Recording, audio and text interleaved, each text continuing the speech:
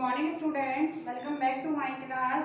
तो बेटा हम अपने ईवीएस का कर रहे थे third chapter organism, habitats and adaptation. तो मैंने आपको बताया ऑर्गेनिज्म होते हैं आपके जीव, हैबिटेट होता है आपका जो आवास होता है, उनके जो रहने का स्थान होता है वो, एंड देयर एडेप्टेशन होता है आपका। एडेप्टेशन का मीन्स होता है आपका अनुकूलन।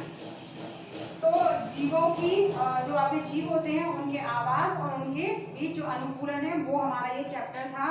तो मैंने आपको समझाया हैबिटेट क्या होता है। तो जिस स्थान पर हम रहते हैं वो हमारा आश्रय या हैबिटेट कहलाता है, रहने का स्थान कहलाता है। एडेप्टेशन क्या होता है? एडेप्टेशन में क्या होता है बेटा कि कोई भी जीव जब एक जगह पर रहने के लिए अपनी बॉडी को उसके प्रति अनुकूलित कर लेता है जहाँ पर वो आसानी से रह सकता है तो वो कहलाता है आपका एडेप्टेशन मीन्स अनुकूलन। तो कई सारे एनिमल्स हम इसमें समझ रहे थे। सबसे पहले आप टेरेस्ट्रियल के बारे में समझ रहे थे। तो टेरेस्ट्रियल में हमने क्या समझा? स्थलीय जीव। टेरेस्ट्रियल में आप समझेंगे ऐसे जानवर जो आपके कहाँ रहते हैं, जमीन पर रहते हैं, जो पृथ्वी पर रहते हैं, वो आपके कहलाते हैं टेरेस्ट्रियल हैबिटेट्स में रहते हैं। तो हमने डेजर्ट के बारे में समझा कि जो रेगिस्तान है वहाँ पर कौन रहेगा? आपका कैमल रहता है। तो कैमल के जो बॉडी स्ट्रक्चर है उसमें कुछ ऐसी चीज़ें देखने को मिलती हैं कि उसने अपने आप को अनुकूलित कर लिया है जो रेगिस्तान है, डेजर्ट है, वहाँ पर रहने के लिए। इस वजह से जो है वो वहाँ पर रहता है। जैसे कि उसके पैर जो होते हैं वो गद्दीदार होते हैं। वो 10 से 15 दिनों तक क्या है बिना खाने और पानी के रह सकता है। उसके जो हम्प जो होता है उसका पूरा उसमें उसका फैट क्या है स्टोर रहता है, बसा स्टोर रहती है। इसके अलावा उसके जो फर रहते हैं, उसकी बॉडी पर जो बाल रहते हैं वो उसको क्या करते हैं? गर्मी से जो है बचाते हैं, या जो सूरज की गर्म जो किरणें निकलती हैं ना उनसे बचाते हैं उसको। ऐसे ही हमने समझा था कुछ प्लांट्स भी हैं आपके, जैसे आपका कैक्टस हो गया नागफनी, जो कहाँ लगता है डेजर्ट में। क्यों? क्योंकि इसको जो पानी है उसकी आवश्यकता कम होती है। इसका स्टेम कैसा होता है? गूदादार होता है।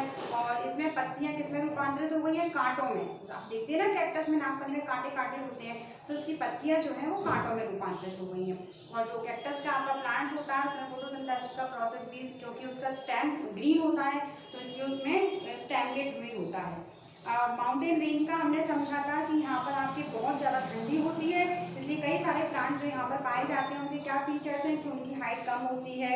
और अधिकतर क्या होता है कि उनकी आकार कैसा होता है, मतलब उनका जो प्लांट्स जो होते हैं उनकी जो पत्तियाँ होती हैं वो नुकीली टाइप की होती हैं, है ना, नुकीली रहती हैं वो पत्तियाँ आपकी। नेक्स्ट है आपका अब आज हम जो समझेंगे वो रहेगा इन एनिमल्स। आपके ऐसे एनिमल्स जो आपके कहाँ रहते हैं? बर्फ में रहते हैं। माउंटेन का बता रहे हैं ना हम, तो प्लांट्स हो गया। अब जो ऐसे एनिमल्स जो हमारे कहाँ रहेंगे? बर्फ में रहते हैं, उनके बारे में आज हम समझेंगे। तो मैं बुक से आपको इस चैप्टर की समरी जो है वो आपको एक्सप्लेन जो है वो करूँगी।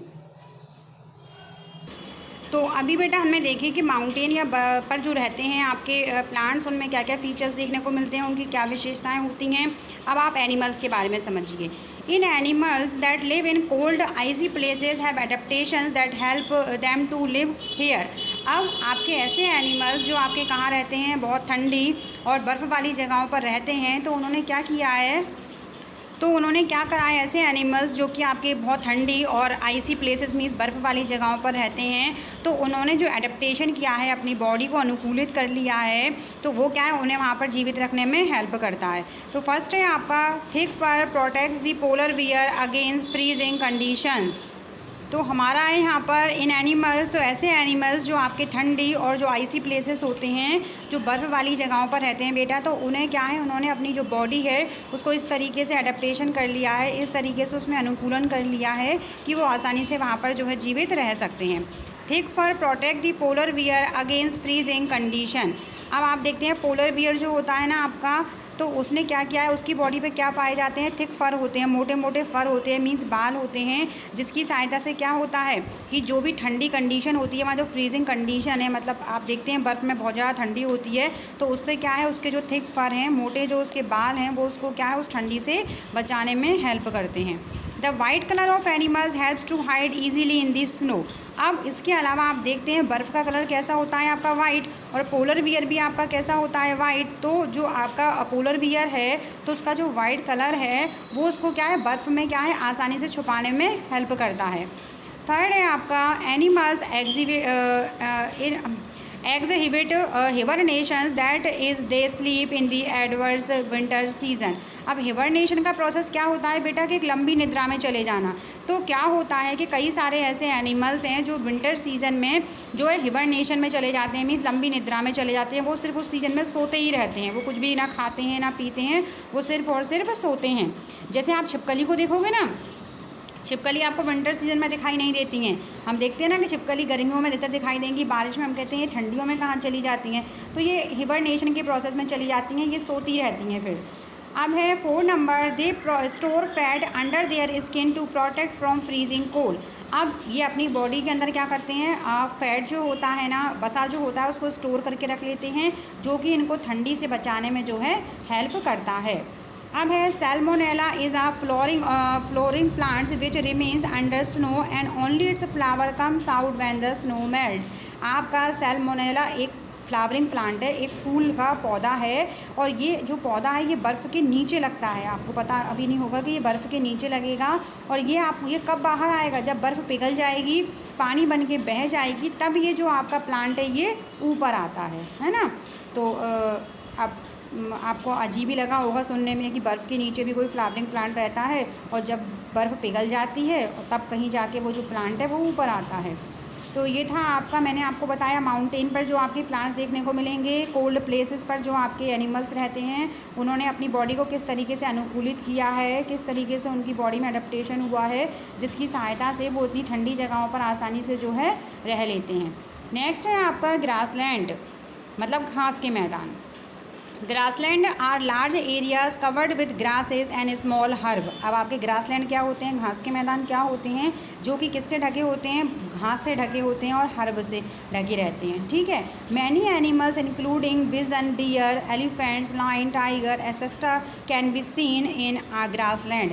कई सारे आपके एनिमल्स हैं, कई सारे जानवर हैं, जैसे आपका जंगली भैंसा हो गया, आपका बोलते हैं यहाँ पर, ये आपका हिरण हो गया, आपका हाथी है, आपका शेर है, आपका टाइगर है। ये सब आपको कहाँ देखने को मिलते हैं, ग्रासलैंड के अंदर देखने को मिलते हैं, घास के मैदानों में जो है देखने को मिलते हैं। अब है आपका एडेप्टेशन इन प्लांट्स, जो आपके प्लांट्स होते हैं उसमें किस तरीके का अनुकूलन हुआ है। तो extensive and penetrating root system protect the plant in case of wild fire. अब आपके जो प्लांट है ना, उनमें कई सारे, उनकी जो रूट है, उनकी जो जड़ है, उसमें कई सारे ऐसे मतलब चेंजेस हुए हैं, जिसकी सहायता से आप देखते हैं कई बारी गर्मियों में जंगलों में आग लग जाती है, तो उससे क्या है, उनका बचाव हो सकता है। एडेप्टेशन इन एनिमल्स, अब एनिमल्स में कौन कौन से अनुकूलन हैं, जो ग्रासलैंड में रहते हैं, घास के मैदानों में रहते हैं, उनमें क्या क्या फीचर्स देखने को मिलते हैं। तो flat and white teeth in plant eating animals help them to eat grass. अब उनके जो दांत होते हैं ना, वो सपाट होते हैं और चौड़े होते हैं, जो कि क्या करते हैं, जो एनिमल्स, जो हार्बीवोर्स एनिमल्स होते हैं, जो प्लांट खाते हैं, तो जो प्लांट वो खाते हैं ना, उनको क्या करते हैं, वो help them to eat grass, घास को खाने में हेल्प करते हैं। नेक्स्ट है आपका, यहाँ पर क्या है आपका बेटा, जो ग्रासलैंड है वहाँ पर जो हार्बीवोर्स एनिमल्स रहते हैं ना, शाकाहारी मांसाहारी सभी रहते हैं, तो क्या होता है कि उनके दांत फ्लैट होते हैं, सपाट और चौड़े होते हैं। तो जब वो प्लांट को खाते हैं, उसकी पत्ती वगैरह को या घास को खाते हैं, तो वो उसे चबाने में हेल्प करते हैं। Eyes present in either side of their head help them to look into the all direction. अब इनकी जो आँखें होती हैं ना, ये क्या है, सभी साइड घुमा सकते हैं, जिसकी सहायता ये सभी दिशाओं में जो है देख सकते हैं आसानी से। High speed of animals help them to escape from predators lion and tiger. अब जो एनिमल बहुत तेज़ स्पीड में भाग सकते हैं, तो वो किस काम में उनकी हेल्प करता है कि उनके जो शत्रु होते हैं, जैसे मान लीजिए आपका डियर है, उसको कौन खाएगा, लायन टाइगर खाएंगे, तो वो क्या करते हैं, आप देखते हैं ना डियर कितनी स्पीड से भागता है। तो इनका तो तेज़ भागना जो है, इनकी बॉडी में जो तेज़ भागने का जो प्रोसेस है, जो अनुकूलन हुआ है एडेप्टेशन, उसकी सहायता से ये क्या है, लायन टाइगर जैसे जानवरों से अपने आप को बचा सकते हैं।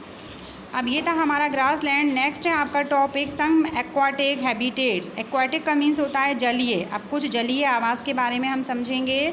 सम animals live in water, they are called aquatic animals. अब कुछ जो जानवर होते हैं हमारे, वो पानी में रहते हैं, जिन्हें क्या कहा जाता है, एक्वाटिक एनिमल, जलीय जंतु। जैसे कि आपकी फिशेस मीन्स मछलियाँ जो आपकी होती हैं ना, वो आपके जलीय जंतु हैं।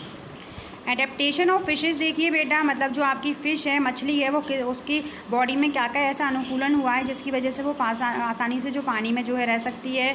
तो they have streamline body which help them to swim easily in water. अब आपकी जो फ़िश होती है उसकी बॉडी स्ट्रीमलाइन होती है, जिसकी वजह से वो आसानी से पानी में जो है तैर सकती है।